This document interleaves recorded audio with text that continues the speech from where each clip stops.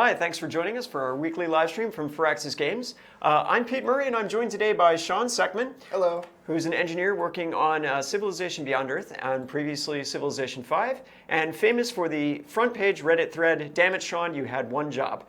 This is Shaun himself. We're really excited to be here with you guys today. We're going to talk about the very basics of modding for Beyond Earth, and this was a lot of fun to put together. We're going to go over a very, very simple mod today.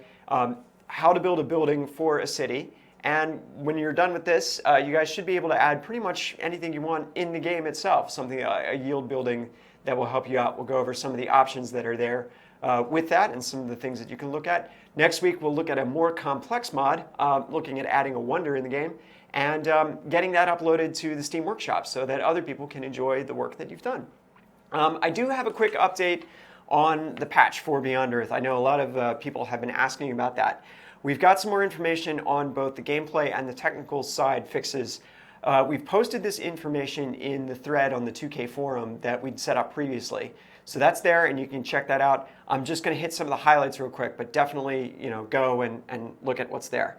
The guys are revising the difficulty scaling, so it will start getting harder when you're playing on Apollo.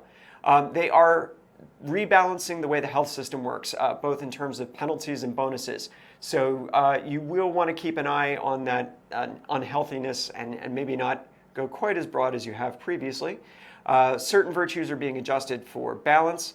There's an overall unit balance pass being done. They're also balancing some of the faction traits as well, particularly Kozlov with the Slavic Federation and Elodie from Franco-Iberia and their free technologies. That's going to get adjusted significantly, as well as Barre of the People's African Union and Reynaldo of Brasilia. There are also some seeded start adjustments that will happen too. Covert Ops is having some updates and some exploits closed up for that. They're implementing some trade routes, balances, and adjustments and trying to come up with a simpler UI for that. There are some general gameplay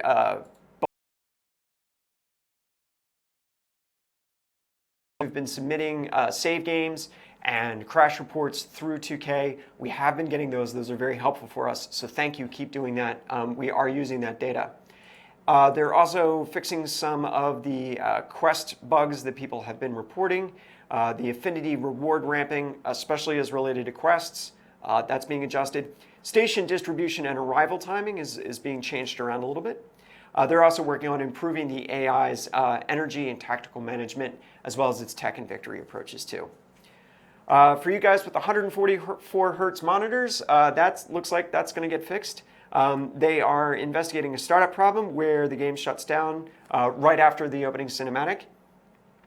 We've also been using the Steam crash reporting system. We're looking at a number of bugs that have been coming in through that. And there will be an in-game option to disable the depth of field effect, so that distance blur at the top of the screen. If you don't like that, you'll be able to toggle that off. We'll be making some UI changes, general improving the readability and the tooltips and so forth. And there was a bug where there were actions missing from embarked workers, like repairing pillage water improvements. They're looking at fixing that as well too. Achievements, some people were reporting achievements not being granted. They are looking at a situation where the achievements don't fire if the maximum number of turns was set in one of your previous games. There are also possibly a number of other causes they're looking at as well too. There's a 2D leader fallback image support for all of the graphics quality settings.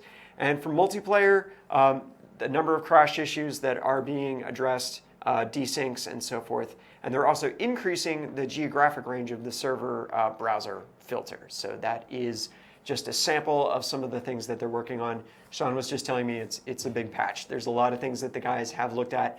Thank you all very much for those of you who've reported things in the game that you'd like us to take a look at. We really do pay attention to that and are trying to fix that.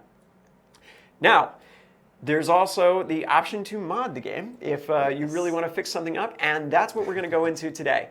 Modding is incredibly cool. So what we're going to do today is we're going to create a very simple building. I was thinking, okay, well, what can we do?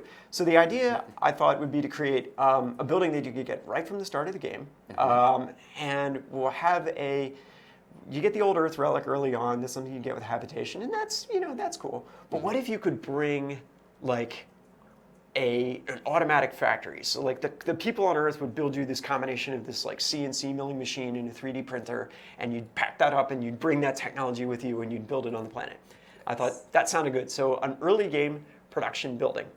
And I'm going to walk you through a little bit about what I did, and we'll walk through some of what's there as well too. So there's a few different tools that we'll go over in the course of today's thing. And the very basic one, and the one we'll start with, is downloading the SDK from Steam. So we're going to jump into the game real quick. Actually, we're going to jump into our PC real quick. So here I am on my PC, and I bring up Steam. And if you guys want to know where the SDK is located, it's in Goat Simulator. I mean, it's go into Library, and go down to this Tools option here. And in the list of things that are here, you will see Sid Meier's Civilization Beyond Earth SDK. This is just like a game in your Steam list.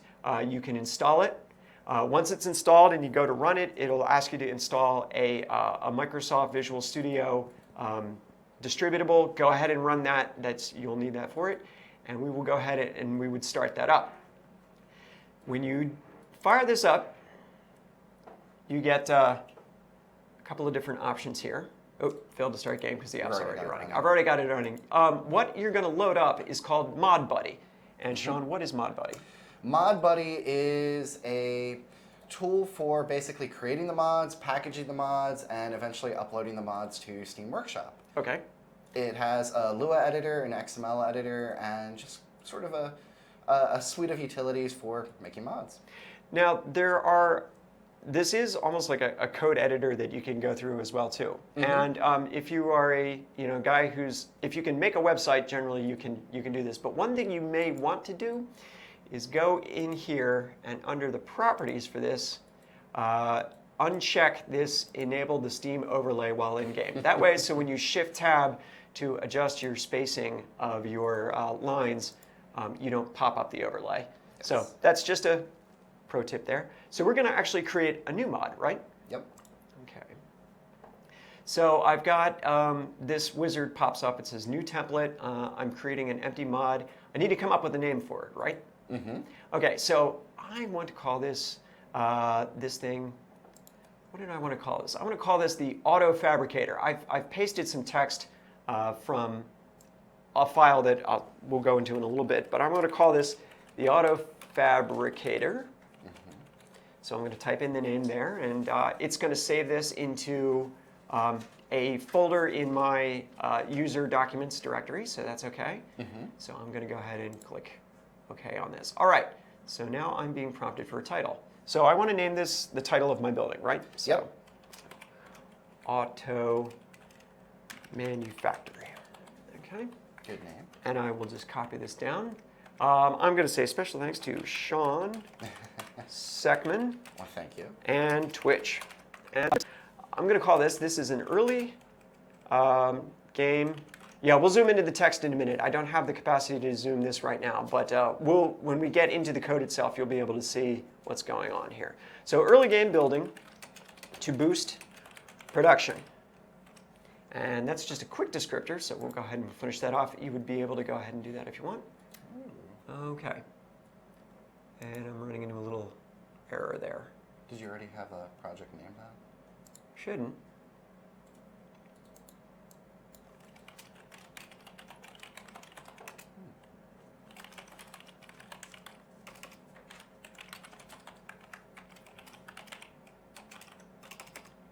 Leave out the ampersand. Okay, let's try that. Let's try this again. Early game building for production. Okay. And see if that ampersand. Yep, that's it. Stupid special characters. All right, so this has created a new project for me, but I have a big old blank window here that I need to fill with stuff, right? Yep. So what do I need to add? I need to come up here to this thing. Well, no, like that's new project. Solution browser is missing, so go to View. Okay. And you should see Solution Explorer. Yes. Okay. Oh, there it is. Usually that's there, but for some reason it was just hidden. Okay. You right-click in here. Okay. You say, I'm going to add. Okay. Add is down here. A new item. Okay. And you select Game Rules, and we're going to do an XML format. Okay. And then you set the name, or you can leave it just Game Rules. So I'll call this auto fabricator. I didn't spell it. Fabricator. Okay. All right, and so what this has given me is, and I will start zooming up the text here. This has given me this empty field here where what does this mean? Insert table creation examples here. So we should probably show people an example of the XML that's already in Beyond Earth. Yes. So another handy tool that you may want to get is a simple editing program. In this case, I'm using Notepad++. It's a free editor that you can download. Here's some text that I've created earlier, but I can open up a file called civbebuildings.xml, and I'll show you where that's located. So if you go to your drive where Steam is installed,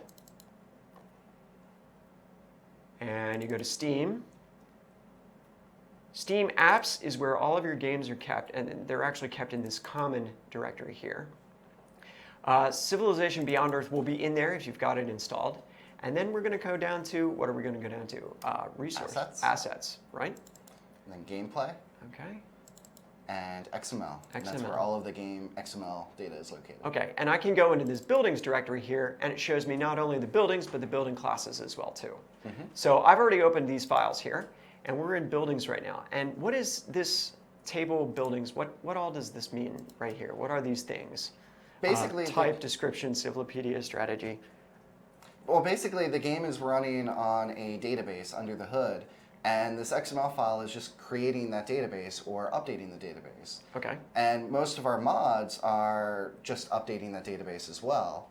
So what we can look at here is all of the columns that specify properties for a building. And as you can see, there are quite a lot of them. So for example, there's this one here called espionage modifier. So I could potentially build a building that would make all of my espionage more effective. Yes. Oh, interesting. There's food kept. I'm going to assume that's food carried over after population growth, and so on. Health. This is a health modifier, health per city. This is so there's a lot of things here that you can potentially modify just with buildings. Oh yeah. Okay. Well, that's pretty cool. And then there are these other tables too. So for example, I can specify that a building requires an affinity level of a given type. So if I wanted to make the temple to old Earth, I could require purity level 3 or something like that. Okay, cool. So these, and then when we get down here, we can keep scrolling through this, and eventually we'll come down to the buildings that are actually installed in the game. And it starts with the special buildings, like for example, your headquarters. And this has the actual game, some of the game data regarding the building itself. So very simple one, for example, and this is what I used to build my auto fabricator off of, is the relic. And so I can copy these row files into a new document. I can change the name. So it's, instead of saying, I'm going to jump back to that previous one. Instead of saying building relic, I've got to change so it says building auto fabricator, and then adjust these up. So that will create the entry for this building in the database, correct? Yes. Okay. And this is where you do things like you specify the cost of it in terms of what's this cost? Is it the hammers or the... That's the number of hammers. Okay. And the conquest probability is the chance that if the city is taken, this will come over with it or get wrecked. Energy maintenance, this is pretty simple. This is the cost per turn for maintenance. This is where you can set prereq text, and the technologies are a separate XML file, so you can check them out and find out what they're specifically called, but that's where you'd pull them out. Now these description and Civilopedia and art define tag, these are calling different things, but we're going to look mostly at description and Civilopedia right now. And you were telling me earlier there's kind of a difference between the two of these. Yes. The description is basically the name of the building. Okay. And the Civilopedia is more of a paragraph of what the game info would be for it. So I've got that. I made some modifications to it. So if I come down here, I've got these text fields that says the name of this building is the Auto Fabricator right here, and I made a Civilipedia entry for it too. So talking about how there's this thing that the colonists brought. It wasn't big, but it was capable of making some stuff for them, and that is all going to carry over into my my thing as well too. Okay. And we also need to get building classes, correct? This is something that we need to include as well, so we know what class of object that we are creating here. And so that data would be found in this CivBE building classes. And this has some settings for itself as well that you can go ahead and check out, special buildings there and so forth. And there's Relic. So this is pretty simple here. All right, so what I'm going to do real quick is normally you could paste this from the XML files and straight into ModBuddy. You wouldn't have to use like Notepad or something like that. I just pulled this out separately earlier. Let's go ahead and we'll start adding the data for this. So I'm going to grab everything between these building tags, correct? So I am copying this, and I'm going to paste it right here in where it says Insert Table Creation example here. Okay, and so this is going to tell ModBuddy that I want to stick a building called the Auto Fabricator with these properties. And later I'm going to call this text key describing it and create it for the Civilipedia. But that's going to come later on, right? Okay. So that adds the specific instance, and now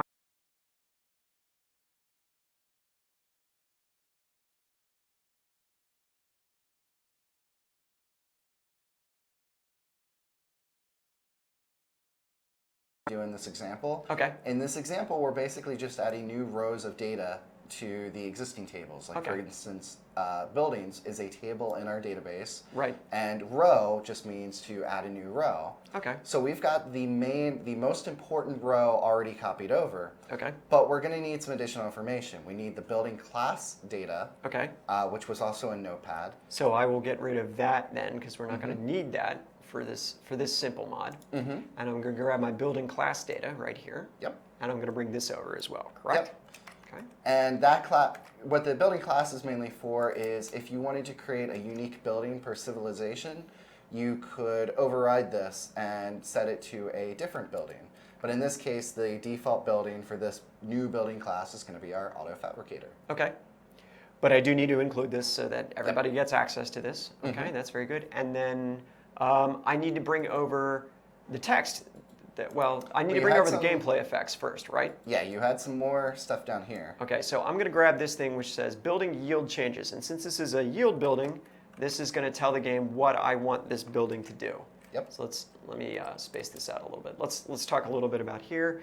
This helps it call back to the Auto Fabricator building. Tells it what type of yield we're adding, production, and the yield value. So this building right now just adds one hammer to the thing. But I could change this. I could say, 100 hammers.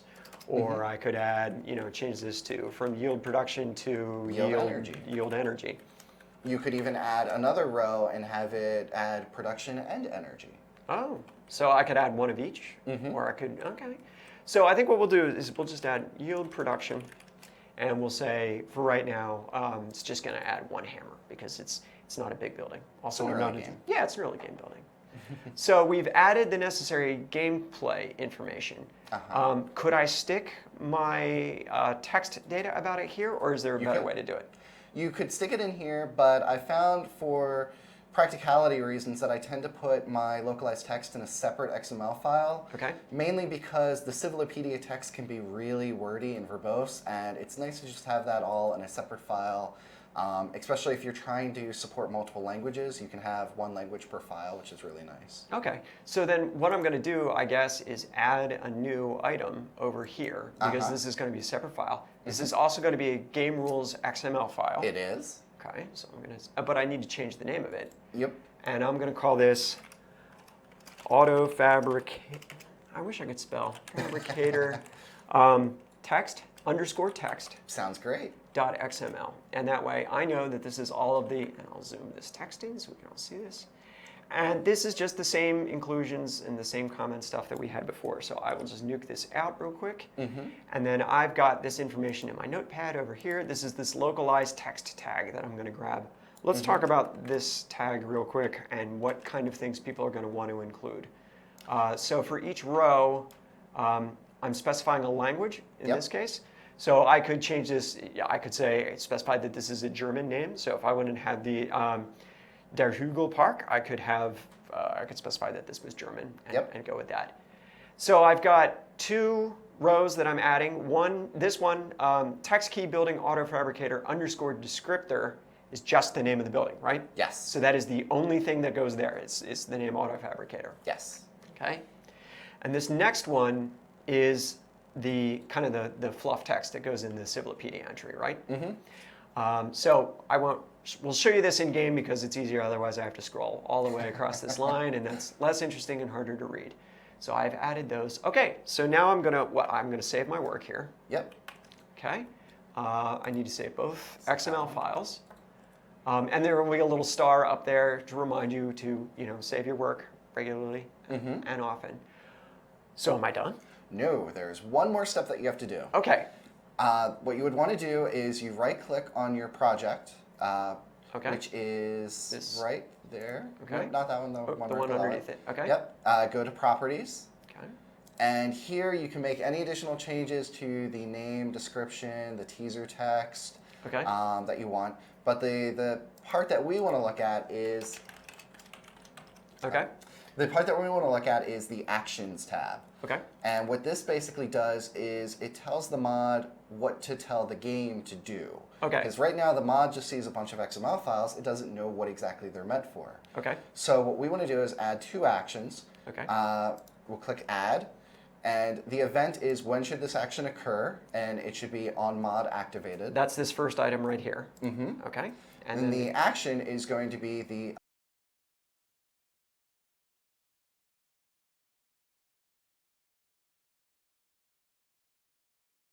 twice, one for each XML file that I just created. So I'm just going to go ahead and do this exact same thing for the other file as well too. So I'm just going to duplicate that work for the second file. And now it's going to tell, when it activates the mod, update the database with the information found in these XML files. Yep. And with that, I'm going to save my work again. And I'm done. I'm ready to go into the game. Nope, not yet. Okay. I'm so excited. All right. You're close though. Okay. The last step that you need to do is go up to where it says Build in the menu and simply say Build Solution. All right. And then there's an output here, and it says Build 1 succeeded, or up to date. So we won. It works. Yep. It copied the mod to your mods folder already. So let's actually take a look real quick. So I'm going to jump you guys into my thing here. I'm going to go into My Games. Sid Meier's Civilization Beyond Earth. I've got this mods folder. And now I say Auto Manufactory version 1. There it is. And if I go into it, it has both the mod info file that we created here and the XML files that I created as well. So that is where you can find your mods if you are interested in that. Should we fire up the game? See what it looks like? Okay. So we're going to go ahead. And now we're going to go back to Games. I'm going to go to Beyond Earth. And we're going to go ahead and fire it up. I'm going to go ahead and play the Mantle version and take this opportunity to thank our friends at AMD who gave us this awesome, awesome computer, which I'm really enjoying. So that was pretty simple. Oh, yeah. Now, I just made a very, very basic building, but I could take that as a skeleton and start building things on with it and say, for example, make a science building that also produced food. Yes, you could have a science building that produces food. You could say, I want it to only be a purity affinity building. You could alter the building classes entry to say that there's only 1 per player or 1 in the world to make a natural wonder or a national wonder. That's pretty much, from this point on, you can go a lot of different directions. And just keep playing around with it and making sure that it works out. All right, let's go to mods real quick. And we have to accept the EULA for the mods. And I see Auto Manufactory is available now. So I will check that I want to include this in the game. Yep. I'm going to hit Next. Now it's applying the mod, and there it is. Okay, and we're going to jump up single player. We're going to set up a new game. I'm going to go ahead and I'm just going to next through these things very rapidly because I really just want to check to make sure that my Auto Manufactory is in the game. And then we're going to choose. I always check to see who comes up on that. It's fun. Somebody was very kind and tweeted at me that they were settling Murray like 186. I wished him luck. He won. I was very happy. So the game will take a minute to load. And we had that the prereq tech for this was habitation, which is the very first tech of the game. So this should be an option available to us right from the get-go. And now we can go ahead and we can jump in the game. And we'll go ahead and we'll just land right there. Now, I know, I don't actually see it up here in this case, but you said that's because the user interface only displays the first 5 items from this. So if I do want to see that it's there though, I can go in to the tech web, and here in habitation at the end is the auto fabricator. And I can right click on this, and there's the Civilopedia entry for it. It's a maintenance of 1 energy a turn, 1 additional production, and the prereq tech is habitation. So I have created a building in Beyond Earth. Very cool.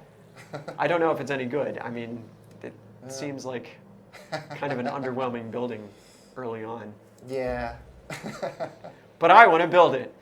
So that is a super simple building, but you can take that as an example and use that to guide your any other building you want. You want to build a mid-game building or a late-game building, or a building that does interesting things like turns algae into science instead of energy, or doubles the amount of ferroxide in your territory. You would be able to do that as well too. Yeah, pretty much all of the gameplay rules are dictated by the XML in the database. And what we showed was just a basic example of how to add new entries to the database. But through the XML, you can also delete entries, you can update entries. If you decide that you want something to cost a little bit more or a little bit less, it's actually very easy to do. So you can just pop right into those XML files, make that change, and it's good to go. Well, that's very cool. All right, well, I'm going to pop back into ModBuddy.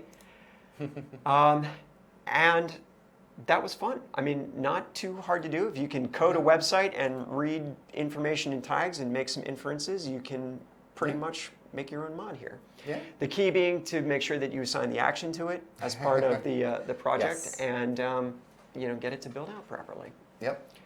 So I think next show we should probably do something a little more sophisticated. We'll try building a wonder that will give us the opportunity to start talking about how to include some artwork in the game, get some cool stuff up and running with Steam Workshop uploading. That would be fun. That would be fun.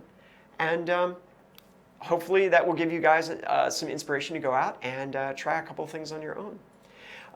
Just wanted to give you a quick update on the live streams themselves. Today's was a little bit short. Tomorrow, next week's will be a little bit longer. But that will be our last one for 2014 next week. We're going to shut down our live streaming studio. We're going to make some changes on our ends. We're going to upgrade it, take a turn and upgrade a little bit. And hopefully, when we come back in January of 2015, we'll have more to talk about with you guys. We'll have a cool new setup with better image quality. Thank you very much for watching today and for watching this season. I hope you enjoyed it. I had a lot of fun making a mod. I hope you guys are inspired to go out and do it. Thanks, Shaun, for coming out. Thanks. We'll see you next week. Oh, you missed. I know. I tried again. And... Oh! No. Is it still there?